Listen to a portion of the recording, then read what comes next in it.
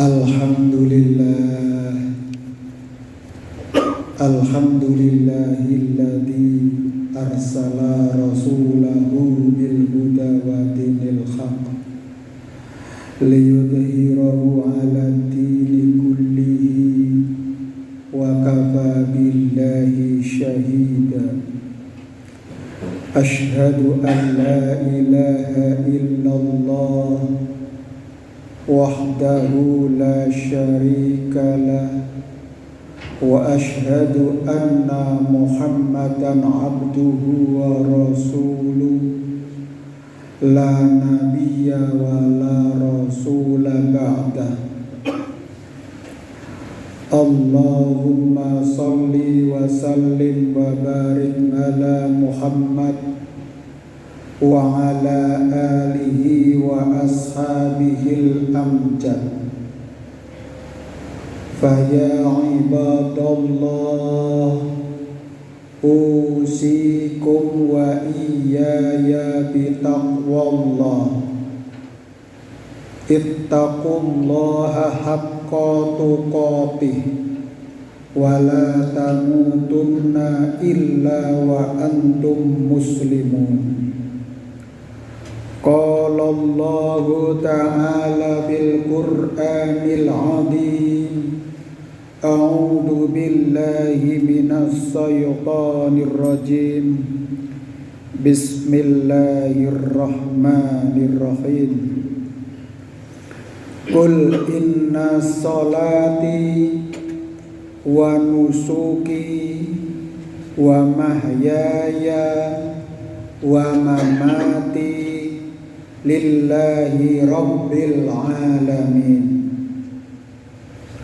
la syarika lahu wa bidzalika umirtu wa ana awwalul muslimin. Shadaqallahul azim wa shadaqa rasulin karim. Ma'asyiral muslimin rahimakumullah. Marilah kita tak putus-putusnya memanjatkan puja dan puji syukur kehadirat Allah Subhanahu wa ta'ala. Karena saat ini kita masih diberikan nafas panjang, kita masih diberikan kekuatan, kita masih diberikan pikiran yang sehat, dan kita masih diberikan ide-ide, gagasan-gagasan dan pemikiran untuk melakukan peran-peran kita di tengah-tengah masyarakat. Dengan nikmat kesehatan kita terasa bisa hadir. Kita merasakan iman dan takwa kepada Allah Subhanahu wa ta'ala. Karena iman adalah bekal yang sejati dalam perjalanan kehidupan kita. Sesuatu yang bertambah pada diri kita, yang paling afdol adalah bertambahnya kualitas bobot dari keimanan dan ketakwaan kita pada Allah. Apa yang kita lihat menggetarkan hati dan jiwa kita akan kedekatan dan takarub kita kepada Allah. Apa yang kita rasakan dalam tubuh kita menjadikan diri kita merasa selalu dekat dengan Allah Subhanahu wa ta'ala. Merasa sangat sayang apabila kita melakukan penyimpangan, merasa rugi kalau kita melakukan kejahatan dan kemungkaran, merasa berdosa kalau kita tidak memanfaatkan waktu kita dengan sebaik-baiknya. Sehingga iman dan takwa ini betul-betul menggetarkan hati. Kita mendapatkan karunia kecil saja. Contoh, kita tertusuk jari, tertusuk duri atau tertusuk jarum, kecil barangnya. Tapi begitu duri itu bisa keluar dari kulit kita, alhamdulillah betapa nikmatnya. Tapi bila itu tidak bisa keluar, menyebabkan infeksi ini meluas menjadi sumber penyakit yang dampaknya aktivitas apapun tidak nyaman, kegiatan apapun terasa duri ini betul-betul menghambat aktivitas kita. Maka jamaah rahimakumullah, mari kita bersolawat kepada Kanjeng Nabi Muhammad Sallallahu Alaihi Wasallam, karena kita bisa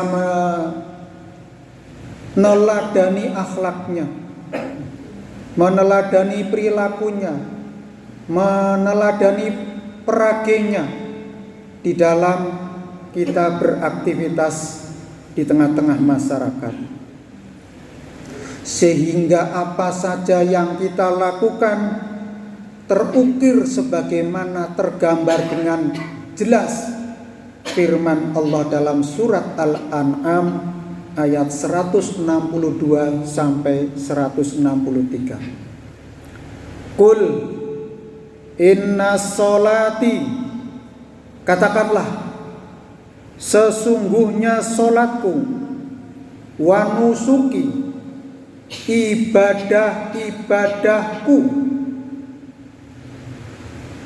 wa mahyaya, hidupku, wa mamati, dan matiku, lillahi rabbil alamin, hanya untuk Allah subhanahu wa ta'ala.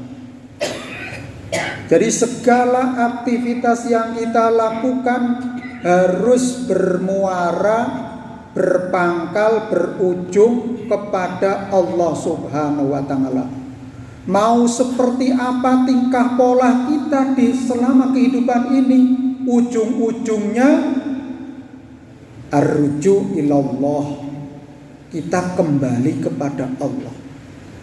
Mau sejahat-jahatnya manusia perilaku kita, sendugal-dugalnya perilaku kita pada masa lalu atau saat ini, ujung-ujungnya akan kita pertanggungjawabkan kepada Allah subhanahu wa ta'ala. Sebrengsek-brengsek yang kita lakukan kembali kepada Allah subhanahu wa ta'ala. Semua apa saja yang kita lakukan akan kembali. Kalau masyarakat aborigin, penduduk asli Australia itu mempunyai senjata namanya adalah bumerang. Senjata itu kalau dilempar akan kembali kepada kita. Demikian juga semua amal-amal yang kita lakukan akan comeback, kembali kepada diri kita sekalian. Mau prestasi yang baik maupun prestasi yang jahat, semuanya kembali tuannya. Kembali siapa yang menyulut, dialah yang akan mengetam atau yang memetik. Maka hidup ini adalah hakikatnya proses tanam menanam. Man yasroh yatsud, siapa yang menanam kelak dia akan menanam, memetik, panen. Kalau selama hayat masih di kandung badan kita ini, kita isi dengan prestasi amal soleh, maka kita juga akan memetik buah kesolehan yang kita lakukan. Bila perjalanan hidup kita isi dengan kebrengsekan, kemaksiatan, kejahatan, pendugalan, maka itu akan kembali kepada kita. Wa may ya'mal mithqala dzarratin khairan yarah, fa may ya'mal mithqala dzarratin syarran yarah. Di dalam surat Al-Zalzalah ayat 7 dan 8 sangat jelas sekali. Siapa saja yang melakukan kebaikan, dia akan mendapatkan kebaikan yang lebih baik darinya. Siapa saja yang melakukan kejahatan, dia akan memetik buah kejahatan setimpal dengan kejahatan yang dilakukan. Inilah keadilan ilahi. Tidak ada yang bisa mengelak kelak. Al-yauma nahtimu ala afwahihim wa tukallimuna aydihim. Surat Yasin yang senantiasa kita baca pada malam Jumat menyebutkan tangan-tangan kita, organ-organ tubuh kita itu akan memberikan saksi, memberikan bukti yang autentik, yang tanpa ada bisa memanipulasi. Tangan akan memberikan laporan sendiri tentang prestasinya apa. Pernahkah kita mengambil hak-hak orang lain? Maka nanti tangan akan memberikan rekod, laporan, audit di hadapan Allah Subhanahu wa Ta'ala. Kemana saja kaki kita melangkah, ke tempat-tempat maksiat atau ke tempat-tempat yang baik, di situ juga akan terbukti. Ada catatan rekodnya, data-datanya, day to day, detik demi detik itu ada, durasinya berapa di situ. Kalau kita itikaf di masjid, kalau sekarang masjid kita ada CCTV-nya, bukan berarti kalau melakukan kejahatan di sini juga akan terpantau oleh takmir. Belum tentu juga. Tapi CCTV yang Allah berikan kepada kita, ada malaikat muhafadhah, malaikat mungkar nakir yang selalu menyertai kita dan mencatat semua amal-amal kita. Tidak ada jeda istirahatnya mereka malaikat mencatat kebaikan-kebaikan kita, prestasi-prestasi kita, termasuk juga keburukan-keburukan yang kita lakukan. Maka jamaah rahimakumullah, saat ini kita berada di bulan Rabiul Awal, Maulud Nabi Muhammad SAW. 12 Rabiul Awal, Kanjeng Nabi Muhammad SAW itu dilahirkan. Seorang intelektual dari dunia barat namanya Michael Heha menulis sebuah buku 100 People Influence the World. 100 orang yang sangat berpengaruh di dunia ini. Dan Michael Heha bukan orang yang muslim, dia non muslim, namun menempatkan di ranking number 1, nomor 1 itu Kanjeng Nabi Muhammad Sallallahu Alaihi Wasallam, menempati ranking pertama, mengalahkan Isaac Newton, mengalahkan Nabi Isa dan tokoh-tokoh dunia peraih Nobel yang berprestasi. Mengapa? Karena Kanjeng Nabi Muhammad SAW pada dirinya terdapat uswatun hasanah, suri teladan agung yang bisa diduplikasi oleh semua manusia sejagat ini. Tentang apa? Tentang perilaku akhlaknya di dalam berinteraksi sosial di tengah-tengah masyarakat. Bagaimana dia menjaga kerukunan, bagaimana dia mengasihi yang kecil, menyayangi keluarganya dengan sekeras-kerasnya. Sangat cinta sama keluarganya, sangat menghormati yang sepuh, sangat mengapresiasi orang-orang yang bekerja keras.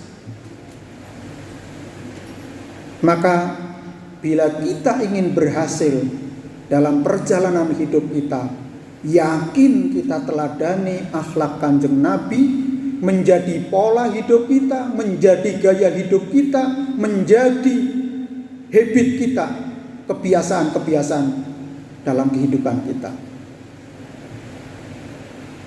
Maka jamaah rahimakumullah,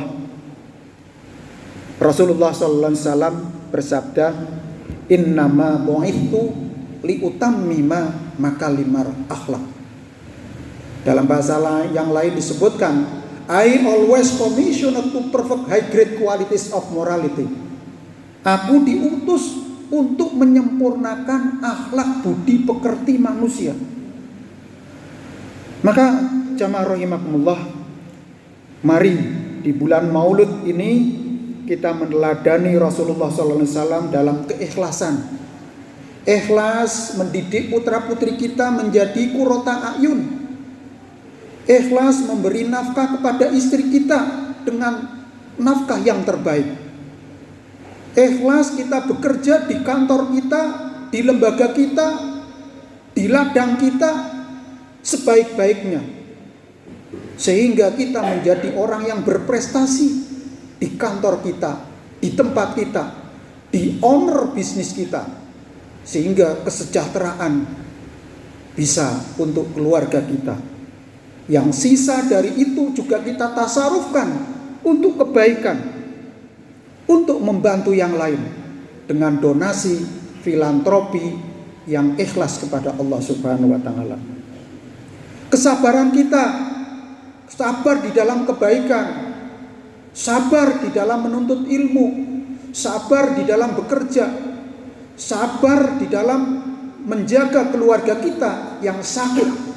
Kalau ada di antara keluarga kita yang sedang sakit menaun, sakit tua, itu adalah ladang amal yang dicontohkan oleh Kanjeng Nabi untuk merawat orang tua. Itulah birrul walidain. Pahalanya sangat tinggi. Ridhollahi fi ridhol walidain wa suhtullahi fi suhtil walidain. Dari ridhonya Allah Subhanahu wa taala itu tergantung dari ridhonya orang tua kepada kita. Maka dalam pilihan-pilihan kehidupan kita yang berpengaruh, minta izin, minta restu kepada orang tua kita. Mau beli rumah, minta doa dari orang tua. Mau cari pekerjaan, minta restu kepada orang tua. Mau cari sekolah pendidikan, minta restu kepada orang tua. Mau cari jodoh, minta restu kepada orang tua. Dengan demikian orang tua akan ridho, akan senantiasa mendoakan kita untuk menjadi anak yang soleh. Dan timbal baliknya kita tidak boleh menghardik orang tua. Kita merukuni orang tua kita. Kita menjaga nama baiknya dengan berakhlakul karimah.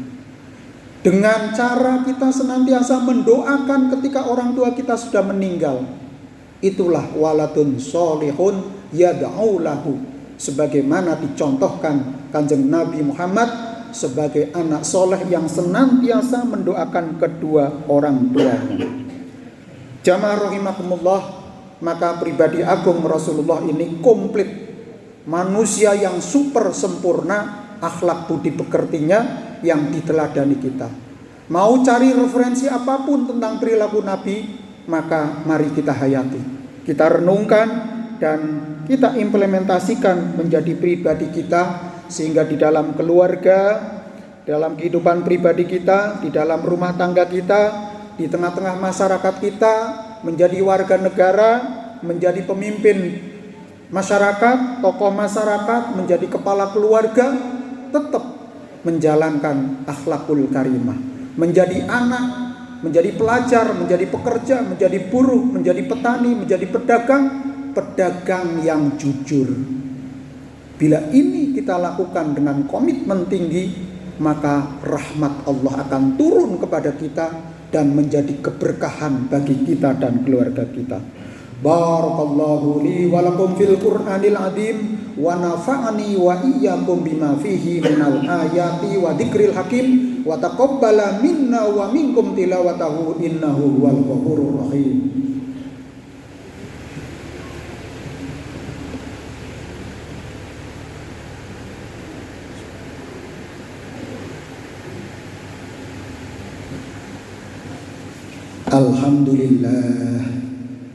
Alhamdulillahilladzi amarna bi mura'atil amwali wal iqaril mamlukat auladil banina wa an nurabbihum bil akhlaqi wal hasanat wa nub'idahum 'anil ma'asi wal munkarat.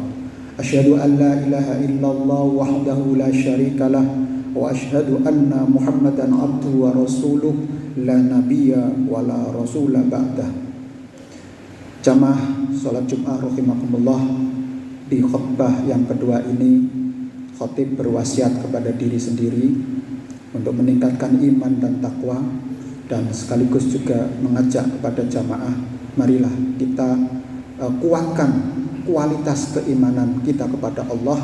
Kita yakinkan semua apa yang kita yakini adalah merupakan karunia dari Allah Subhanahu wa taala. Marilah kita berikhtiar untuk meneladani akhlak Kanjeng Nabi Muhammad di dalam perilaku kita di keluarga, di masyarakat, sebagai bagian dari bangsa ini senantiasa berakhlakul karimah. Dan kita berikhtiar semaksimal mungkin untuk menghindari akhlak yang tercela di tengah-tengah kehidupan kita, sehingga kita senantiasa dihiasi dengan akhlakul karimah. Dan marilah kita memohon kepada Allah Subhanahu wa taala, semoga sanak saudara kita yang sedang sakit, handetolan kita yang sedang sakit diberikan kesembuhan, kesehatan, ditemukan jodoh obatnya sehingga bisa beraktivitas kembali. Dan kita doakan juga saudara-saudara kita yang berada di non jauh sana, yang belum merasakan kemerdekaan, semoga mereka bisa merdeka. Kemudian kita doakan juga para pahlawan yang telah gugur mendahului kita, memperjuangkan kemerdekaan Republik Indonesia menjadi negara yang merdeka, bersatu, berdaulat, adil dan makmur, sehingga kita merasakan kemakmuran, kesejahteraan. Dan kita doakan para guru-guru kita, para pendidik, para ulama, para kiai, para ustadz, orang yang pernah memberikan jasa kepada kita, dan juga orang tua kita yang telah melahirkan kita, yang telah mendidik kita hingga kita menjadi pribadi yang sempurna ini. Kita doakan juga para pemimpin kita dari level yang paling bawah sampai pada yang tinggi tingkat dunia. Buka mereka kesadaran hatinya, dibuka mereka mata hatinya, dibuka mereka pikirannya untuk memikirkan kesejahteraan umat, kesejahteraan bangsa, dan kesejahteraan dunia. Sehingga kebijakan-kebijakan politiknya tidak merusak, tapi sebaliknya kebijakan-kebijakan politiknya adalah membawa kesejahteraan, kemakmuran. Bila belum tercapai kemakmuran, kesejahteraan, rakyat tetap sabar dan terus berikhtiar untuk mencapai kemakmuran yang sesungguhnya, yaitu baldatun thayyibatun wa rabbun ghafur. A'udzu billahi minasyaitonir rajim. Bismillahirrahmanirrahim. Allahumma shalli wa sallim wa barik ala Muhammad wa ala ali Muhammad waj'alna mahum bi rahmatika ya arhamar rahimin. Hamdan syakirin, hamdan na'imin, hamdan yuwafi ni'amahu wa yukafi mazidah. Ya Rabbana lakal hamdu kama yanbaghi li jalali wajhi 'azimi sultan. Allahumma ighfir lil mu'minina wal mu'minat wal muslimina wal muslimat al ahya'i minhum wal amwat innaka sami'un qaribun mujibud da'wat ya qadiyal hajat. Allahumma ighfir lana wa li walidayna warhamhuma kama rabbayana shighara. Rabbana hab lana min azwajina wa dhurriyyatina qurrata a'yun waj'alna lil muttaqina imama. Rabbi ja'alni muqimas sholati wa min dhurriyyati Rabbana fataqabbal du'a. Allahumma inna nas'aluka as-salamata fid din wal afiyata fil jazati wa ziyadatan fil ilmi wa barakatan fil rizqi wa taubatan qabla al-mauti wa maghfiratan 'indal mauti wa rahmatan ba'dal mauti. Allahumma hawwin 'alaina fi syakaratil maut wan najata minan nar wal 'afwa 'indal hisab. Rabbana atina fid dunya hasanah wa fil akhirati hasanah wa qina adzabannar. Subhanaka rabbika rabbil izzati amma yasifun wassalamun alal mursalin walhamdulillahi rabbil alamin. Qimis salat. Assalamualaikum warahmatullahi wabarakatuh.